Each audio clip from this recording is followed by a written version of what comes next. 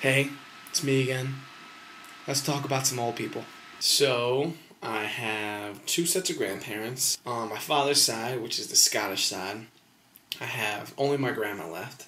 Grandma Sally McLaughlin. She lives in Baltimore, where I moved from. She stands about 5'0", super strong Scottish accent. The sweetest old lady. My dad tells me that when she was his mom, she would just beat the shit out of them, and she was just like, oh, you couldn't cross her. But there's some problems. Example, something my grandma would do it'd be me, my family, we're all having a really good conversation, everyone's together, family. We could be talking about, I don't know, bubblegum. Grandma will just chime in and just go on some Fox News, right-wing, just mumble jumble. The illegals, how we gotta keep them out of our country, we gotta boycott tacos, just crazy nonsense. Grandma, really? You gotta do that now? Grandma? Ooh. Well, on the other side of the family, there's the Chinese side. I still have my grandpa and grandma. We call our Chinese grandparents Po Po and Gung Gung. Po Po is grandma, Gung Gung's grandfather. Gung Gung, grandpa, is like a super diplomat, he's just been a diplomat his whole life, to the point of integrity and honor above all else. And my grandma, Po Po, doesn't speak a word of English. She cooks like the devil, but she doesn't speak English. Chinese grandpa, right? Go over his house and, we're at the dinner table, and he's like, Sammy, I have a question. I have 3 questions for you. What are you doing right now? What is your job? I don't know. Kind of super into the environment. Maybe community organizing. How do you advance yourself in this position? What? How do you elevate to the next level?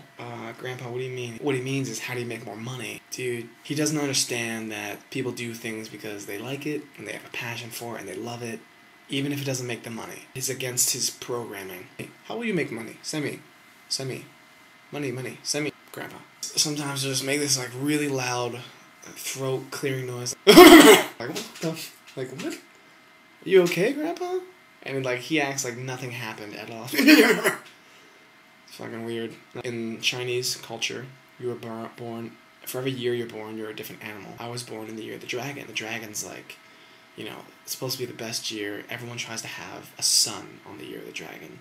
And my mom, the Chinese daughter, who was Americanized, was raised in Africa, didn't give a flute about this, and just had a baby randomly. Just so happened she had the only male grandson in the entire family, of all the kids.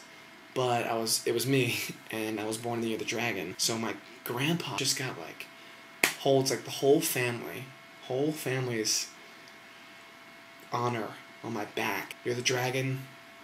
You're the male. You gotta carry this family forward. You're the one. It's a lot of pressure. One time we're over Popo and Gung's house. It's all the Chinese family and a few random white people. My sister's husband and my dad. Dessert comes out. Of course, you serve Gung, my grandpa, first, so he gets his ice cream, and then they pass out. But he goes, oh, wait, I cannot eat this. I'm watching my weight. Who wants this ice cream? And my sister, she's like, oh, I'll eat it. And before she can even say it, he slaps her hand and he goes, no, ice cream is not for young women. You need to watch your weight. Everyone's like, what? This ice cream goes to a young man. And he's like, who wants this ice cream? I'll eat it. Yes. Good. He's like, eat this, Sammy. You're strong. Be healthy. You need more food. My sister's just crying in the corner. And the thing about the grandpa story is even when he slapped, even when he was no ice cream, he was still smiling because he was he thought there was nothing wrong with that. I think that's the worst part, that he's just no ice cream for you. You're a second-rate citizen because you're a girl. I'm still having fun because I'm old and I don't know shit. That's not cool. So my sister is married to, for all intents and purposes, for the story, a white dude. He comes every time we have dinner at the Chinese grandparents' house. He's always there. And every single time we go there, it's they're meeting him for the first time. When we leave, they go, it was very nice to meet you. They've been married for 4 years. Every time they go there, they're like, oh, would you like a fork? Of course he can't use chopsticks because he's white. They don't know how to use chopsticks because They only know how to enslave people. I would teach old people tons of shit. All my grandparents had a fucking drive. And that's just for old people in general. Like, I feel like when you get to a certain age, you just stop driving well. Like, I don't know what happens in the mechanics in the brain, but like old people, once they pass like 73, fucking just like blindfold themselves and drive around. Everyone's having a seizure and just fucking going 2 miles per hour on the fucking fast lane. For my Chinese grandparents, I'd probably teach them to speak English. I literally have never had a conversation with that woman. And that, like, kind of sucks. Like, there's a lot I'm missing out on because I can't talk to her. My grandma, my white grandma, if she learned how to drive, she would go on road trips. She's super adventurous, but she, like, needs my parents to, like, drive her places. She's, like, from Scotland, so they're used to walking, like, 20 fucking miles to get to, like, Chuck E. Cheese's. I would teach my grandma how to use the internet, maybe for, like, internet dating, because she's single now, and I feel like she might want that. But she's got cats, so I don't know.